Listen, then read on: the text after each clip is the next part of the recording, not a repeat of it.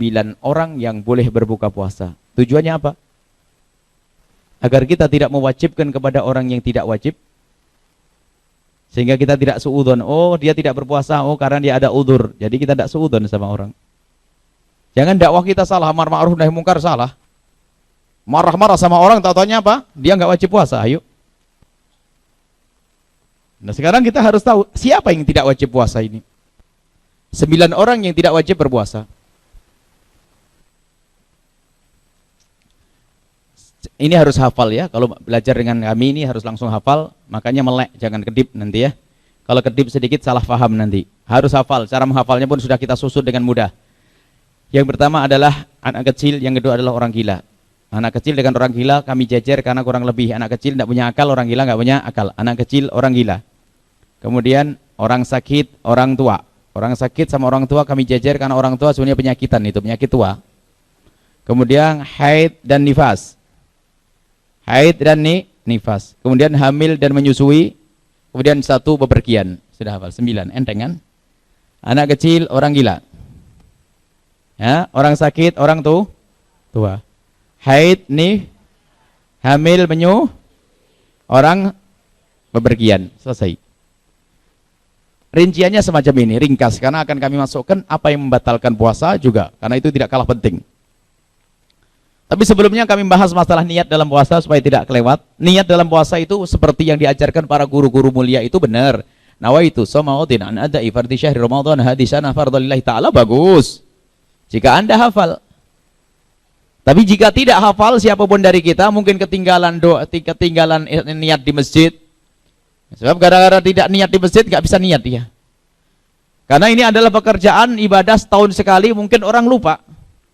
Padahal niat puasa adalah tidak harus sepanjang itu. Kalau niat panjang boleh, bagus. Tapi niat puasa begini saja boleh, Bu. Ya Allah, saya niat puasa besok deh.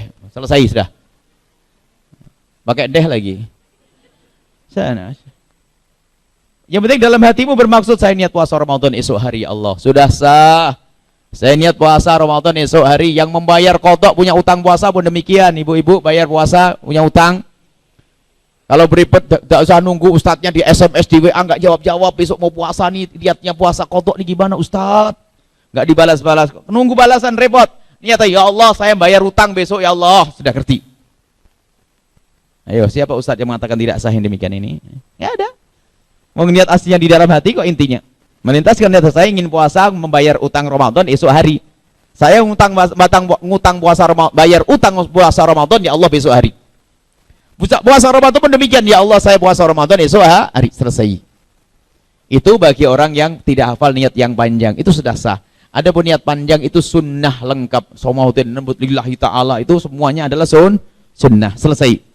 Baik, orang yang tidak wajib berbuka puasa, ia tidak wajib berpuasa, yang pertama adalah anak kecil. Ini syarahnya agak panjang. Anak kecil, anak yang belum balik, dia tidak wajib puasa.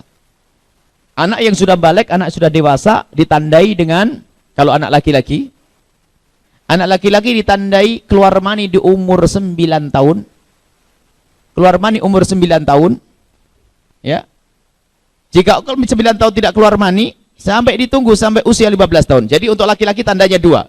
Umur 9 tahun keluar mani.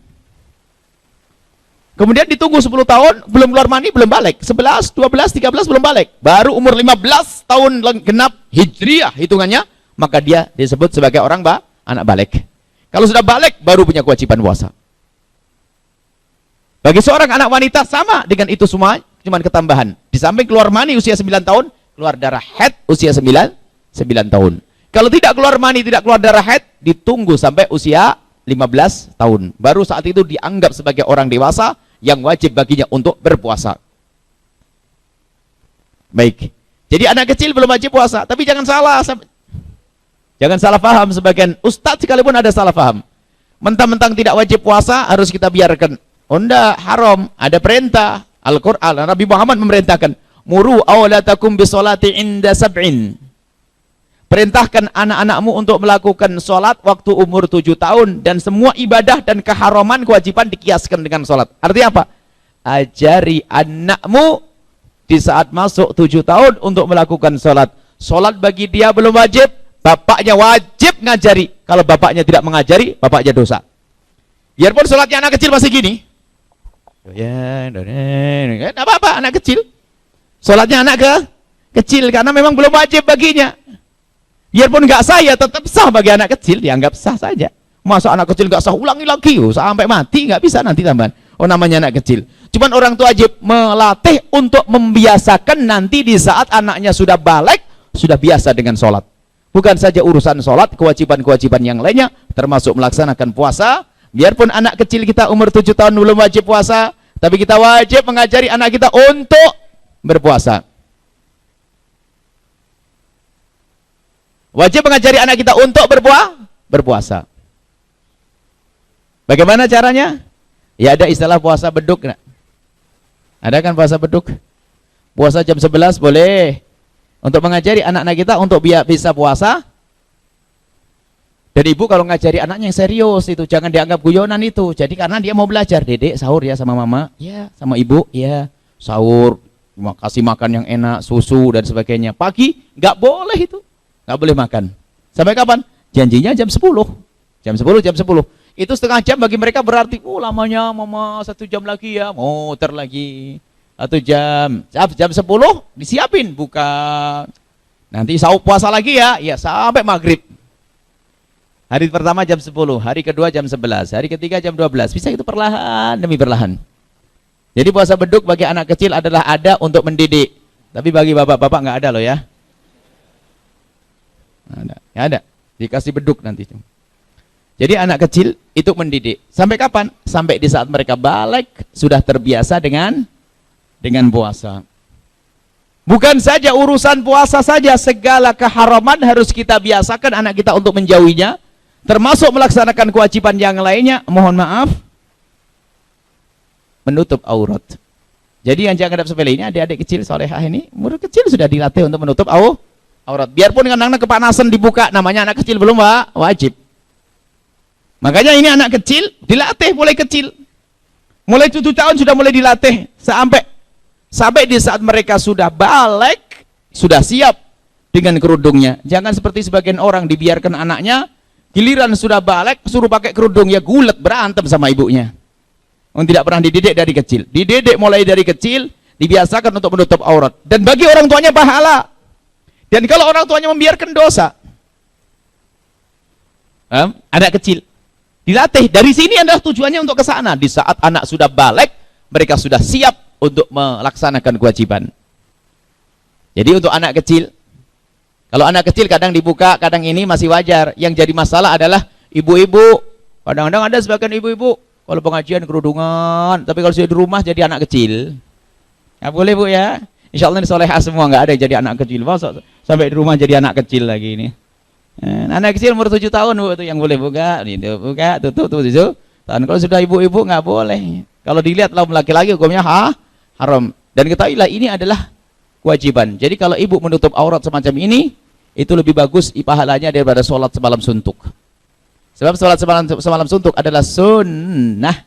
Ibu menutup aurat hukumnya wajib. Kalau kepada suami yang enggak adalah bu, kepada suami enggak ada aurat. Ibu buka semuanya di depan suami tidak ada masalah. Suami, ada orang salah paham nanti. Kalau di depan anak boleh kelihatan kepala, dengan paman boleh kelihatan rambut dan sebagainya. Cuman dengan orang lain hendaknya ditutup, jangan menjadi anak-anak. Sebab ada sebagian ibu-ibu pengajian di daerah sana, kalau di sini mas solehah semua enggak, ini benar. Yang di tempat lain itu karenanya apa? Waktu pengajian jadi ibu-ibu, kalau pulang jadi anak-anak. Musibah ini. Yakini bahasanya itu adalah kewajiban. Baik, selesai dia.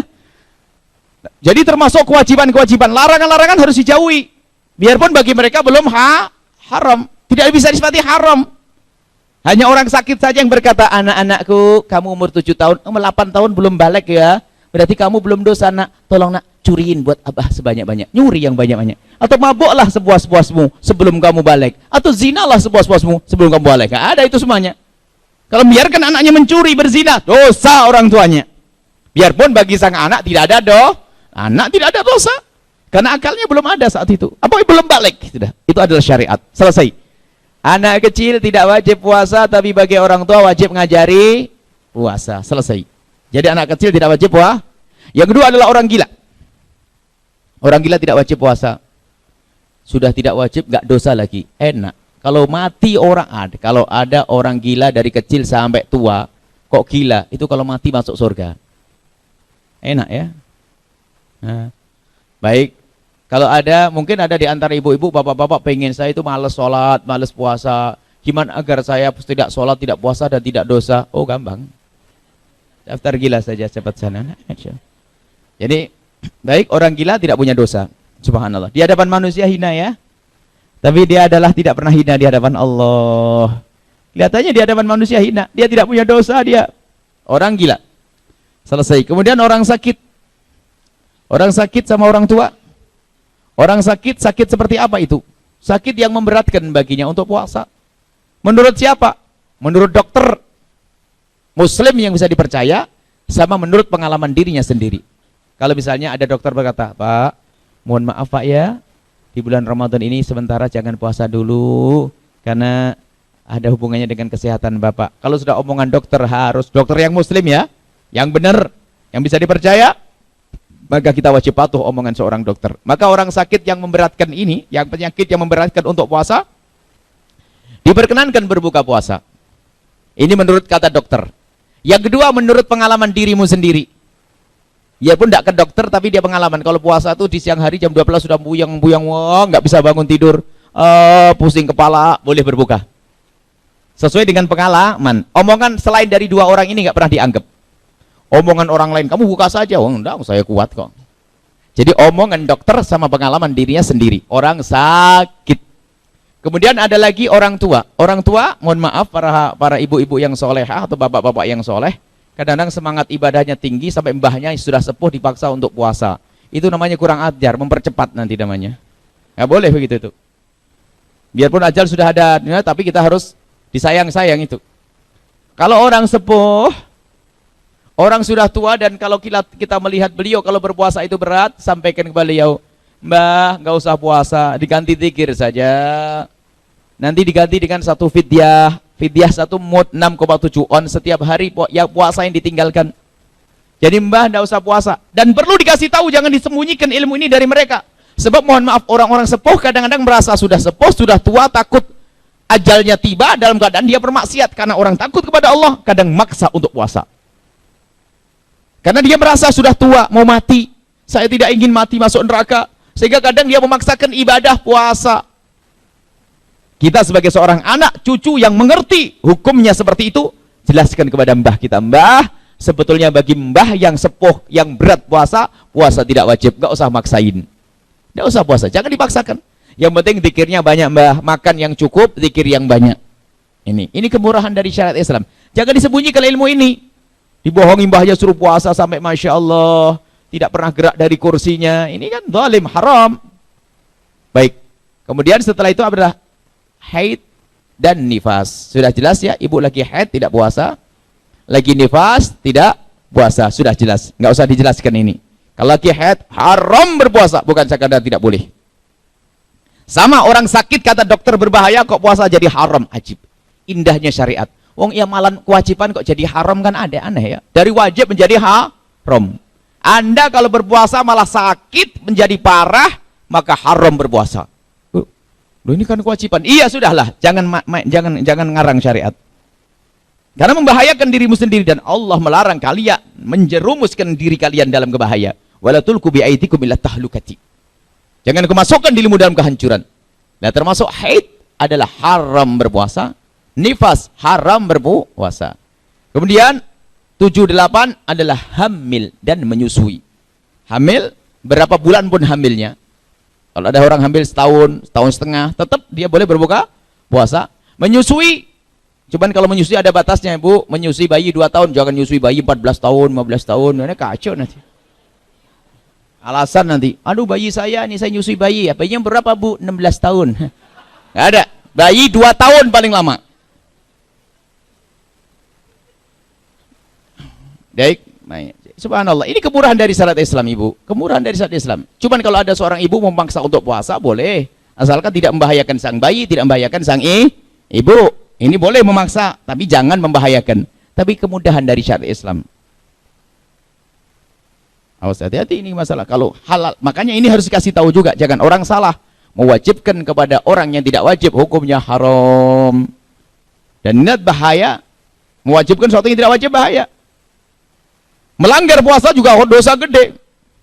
Ada ibu perempuan katanya solehah, istrinya ustadz lagi. 4-5 tahun nggak pernah puasa Ramadan, Bu. Gimana nih kisahnya? 4-5 tahun nggak pernah puasa Ramadan, tapi gayanya solehah. Karena suaminya sayang, suruh hamil, nyusui 2 tahun, hamil lagi, nyusui 2 tahun, hamil lagi, nyusui 2 tahun, hamil lagi, nyusui 2 tahun. Anaknya 12 kali 3. Hebat ya. Dan tidak dosa, pahala terus dia. Kalau mati syahid. Makanya ibu jangan takut punya anak banyak. Tenang Pak, insya Allah. Siap, 15. Hah? Apa nanti? Oh, bayarnya malah itu urusan nanti, yang penting nggak wajib dulu. Bayarnya juga semampunya kok nanti. Kalau habis 45 tahun selesai kok meninggal, sudah nggak wajib dibayar lagi, meninggal masuk surga. Kalau masih ada umur panjang ya tinggal kotok, hitung-hitung ibadah tambahan kok. Nah, seperti itu. Jadi yang jelas kemurahan dari syariat Islam harus disampaikan. Ya ibu kalau hamil, menyusui sama menyusui. Termasuk menyusui ini adalah bukan menyusui bayinya sendiri. Ada bayi yang orang lain yang harus ditolong. Bahkan sebagian ulama mengatakan bukan bayinya orang lain pun. Misalnya apa? Ibu punya kambing 1 beranak 6, induknya mati. Sebab kalau namanya kambing harus disusui. Ibu susui itu kambing. Nah gara-gara nyusui kambing, laparan, boleh buka puasa. Ayo, enak bener syariat Islam ini. Ya, lihat, kemudahan. Dan ini jangan ditutup-tutupi ini. Ini kebenaran sudah. Jadi ibu kalau hamil boleh berbuka. Cuman kalau ibu kuat, sebaiknya ditahan dulu ya. Sebab ngutang memang bayar nanti repot. Masalah membayar ada ilmunya sendiri nanti. Dan tidak dosa orang itu. 45 tahun tadi nggak dosa. Karena apa? Mau giliran waktunya mau bayar, hamil lagi. Giliran bayar, hamil lagi. Itu namanya suami sayang, Bu. Luar biasa itu. Baik, kemudian yang terakhir adalah bepergian. Bepergian tujuannya adalah tidak kurang dari 84 km. Tujuannya tidak kurang dari 84 km. Kemudian di samping itu, dia harus sudah keluar dari rumahnya sebelum subuh. Misalnya kalau ibu mau ke Cirebon malam Ramadan misalnya, di Cirebon boleh, besok bisa, asalkan di Cirebon tidak lebih dari 4 hari, hanya 4 hari saja. Buya saya mau tinggal di Cirebon 4 hari, rombongan jamaah Ar-Rahman ke Al-Bahjah, pas di bulan Ramadan, berangkatnya sebelum subuh. Maka sampai di sana tinggal ngomong, Buya saya tidak puasa, saya mau sarapan nanti. Karena ibu dalam bepergi. Kalau masalah nggak malu, mau urusan ibu tuh. Ini saya cuman masalah bolehnya boleh. Karena ibu dalam bepergi, perjalanannya lebih dari 84 kilo, kemudian keluarnya adalah apa? Sebelum subuh. Jadi yang penting subuh itu kita sudah di luar kota, di luar tempat kita. Kalau subuh sudah di luar tempat kita, maka kita boleh berbuka, boleh. Mana yang lebih bagus? Ya tentu sesuai dengan kemampuan seseorang. Jika bagimu puasa adalah mudah, maka hendaknya engkau mengutamakan puasa. Tapi kalau puasa bagimu berat, jangan maksakan, haram malahan. Pernah ada pada zaman Nabi orangnya lemah. Orangnya itu lemah. Jadi kalau puasa itu memaksakan diri dalam bepergian puasa, jadi sering pingsan, ngerepoti yang lainnya. Digerumuni orang. Akhirnya Nabi berkata, ngapain orang itu? Ya Rasulullah, dia memaksakan diri untuk puasa. Nabi tidak senang dengan yang demikian. Lalu Nabi berkata, laisa minal birri as-sawmu fis safari. Dalam bahasa Himyariyah yang alif lam diganti alif mim, laisa minim birim sawmu fim safari. Tidak ada baiknya bagi orang yang berat berpuasa di perjalanan, memaksakan diri berpuasa. Jadi disesuaikan dengan keadaanmu masing-masing. Kalau ke Cirebon saja keberatan, ya terlaluan deh. Dan tidak malulah sama Buya minta sarapan bagi. Cuma ya kalau minta bakal saya kasih, insya Allah, lihat aja. Ini adalah kemudahan dalam syariat Islam, tidak boleh ditutup-tutupi. Mungkin ibu bapak punya tamu dari Surabaya 3 hari di sini. Saya mau 3 hari di sini Pak. Karena dia tamu, tanyakan kepada tamu Anda, Bapak pengen puasa atau tidak? Kalau puasa saya bangunin sahur, kalau tidak saya buatin sarapan. Harus begitu. Selesai. 9 orang yang boleh berbuka puasa. Sekarang ditanyakan diri Anda sendiri. Anda anak kecil, anak gede? Gede. Berakal atau tidak? Gila misalnya. Ya? Tidak akal, enggak gila, sehat. Sakit atau tidak? Tidak. Haid enggak? Enggak. Hamil enggak? Enggak. Bepergian tidak? Tidak. Berarti wajib puasa. Selesai.